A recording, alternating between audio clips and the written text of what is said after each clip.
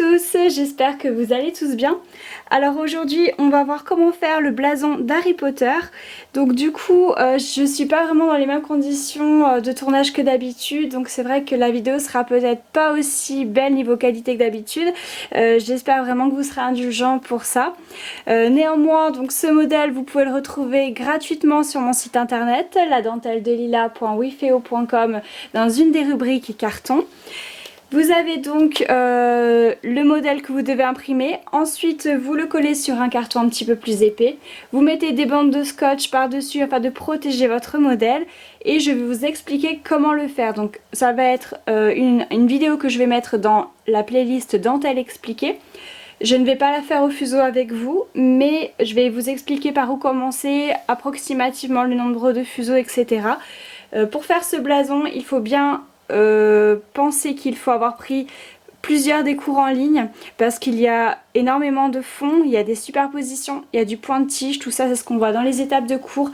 Donc de toute manière, en le faisant en dentelle expliquée, c'est suffisant puisque j'estime que vous avez pris les cours pour pouvoir le faire. Donc pour commencer ce blason, il va falloir faire le contour. Donc vous pouvez démarrer ici en mettant 2 ou 3 épingles et vous partez en point fermé. Là vous voyez j'ai mis des petits plus, c'est parce qu'il va falloir rajouter en cours de route des fuseaux parce que le modèle va s'élargir. Donc là je commencerai, alors ça va dépendre du fil hein, comme d'habitude, mais moi en général je prends du fil qui est très fin. Je prends des cônes de Gutermann ou d'Astra en 120, donc ça reste petit. Si vous prenez comme moi, vous pouvez compter à peu près 12-14 fuseaux. Puis bien sûr, plus votre fil sera épais, plus la largeur sera comblée. Et dans ce cas, vous n'aurez pas besoin d'autant de fuseaux. Donc là, vous en rajoutez de façon à ce qu'il n'y ait pas de trou. Ou alors, vous faites un crevé au milieu. Vous descendez jusque là. Ici, vous pouvez passer plusieurs fois derrière l'épingle. Inutile de faire une crosse, comme je vous l'ai appris. Hein. Vous passez deux ou trois fois derrière l'épingle et ce sera largement suffisant. Ensuite, vous pouvez remonter jusqu'ici. Ici, vous allez laisser des fuseaux et partir sur un point de tige.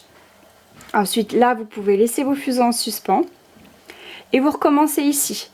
Donc la même chose, j'ai pas choisi de faire une crosse, j'ai choisi de faire délibérément plusieurs allers-retours avec des épingles bien distinctes. Donc vous pouvez démarrer en point ouvert jusque là et ensuite partir sur un point fermé. Là vous pouvez donc comme vous le souhaitez soit rajouter des fuseaux, soit faire un crevé, essayez de reprendre un peu ce que vous avez fait ici. Ensuite vous continuez le point fermé jusque là, ici vous repassez plusieurs fois derrière l'épingle, ici aussi, vous continuez, ici vous n'avez pas besoin de passer plusieurs fois derrière l'épingle. Pour monter, par contre là-ci, là aussi et là aussi. Vous montez jusque là et ensuite vous pouvez finir ici par un petit rouloté. Ensuite, il faut savoir qu'à chaque fois que le modèle s'agrandit, vous pouvez rajouter des torsions dans le mat, partout. Après, une fois que c'est fini, vous pouvez faire les intérieurs ici en point fermé, en point ouvert, pardon. Donc vous pouvez commencer d'ici et d'ici. Et vous repartez dans ce sens-là et dans ce sens-là en crochetant de chaque côté. Là, il faut prévoir quand même pas mal de fuseaux, hein, je dirais au moins 14-16. Tout dépend le fil que vous employez encore une fois, mais je dirais 14-16 pour remonter en fait jusque là, de façon à avoir quelque chose de quand même serré quoi, pour que ce soit joli. Ensuite, quand vous êtes ici, vous refaites ressortir 6 fuseaux pour faire le point de tige là. Vous crochetez, hein, vous crochetez 6 fuseaux ici. Et ensuite, le point de tige là, avec les fuseaux en suspens, vous pouvez les arrêter et les crocheter ici. Ensuite, vous pouvez faire ces petites parties. Alors non, pardon, avant il va falloir faire le carré du milieu. Donc là, vous pouvez le démarrer d'ici par exemple et partir dans ce sens-là, un point fermé. La largeur est quasiment similaire partout, donc vous avez peut-être des petits crevets à faire, mais vous ne devez pas en avoir beaucoup. Comptez à peu près 12 fuseaux, je dirais. Pour le contour, il y aura peut-être des fois comme ici où il faudra repasser plusieurs fois derrière l'épingle. Une fois que c'est fait, vous pouvez faire les 4 bandes ici. Donc vous les prenez d'un côté, vous crochetez et vous les travaillez et crochetez de l'autre. Donc peu importe où est-ce que vous le commencez, si c'est d'ici ou d'ici, quoi qu'il en soit, ce sera une bande de points fermés à faire. Ensuite, l'intérieur, ici, j'avais prévu de faire un fond torchon. Un fond torchon et ensuite vous ferez le H en superposition en faisant en 3 fois.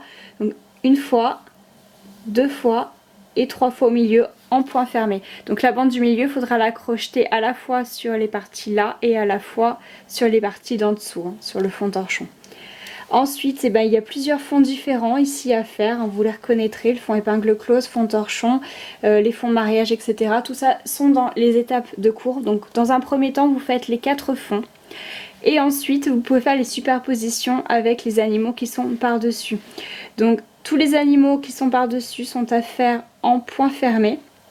Le serpent se fait en plusieurs fois.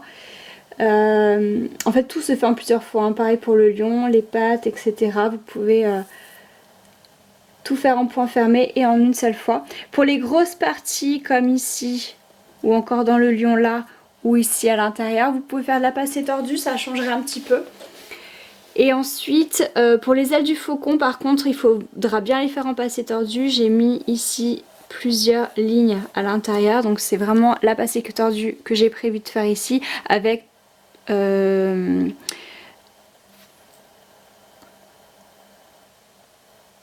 avec 8 fuseaux, voilà. Les ailes du faucon sont à faire en passé tordu avec 8 fuseaux, voilà ce que j'avais noté. Et il faudra mettre beaucoup de fils sur les meneurs. Voilà, bon bah écoutez, je crois que je vous ai tout dit sur ce modèle. C'est un modèle du coup que je n'ai pas fait, je l'ai seulement créé, à la base c'était pour une dentelière et voilà, je me suis dit que ça pouvait être intéressant de vous le partager parce qu'il y a certainement d'autres personnes qui aiment Harry Potter et qui auront envie de faire ce blason. Voilà, bon bah écoutez, dites-moi en commentaire ce que vous pensez de ce blason, dites-moi si vous allez le commencer ou pas et puis je vous embrasse, je vous fais plein de gros bisous et vous dis à très bientôt.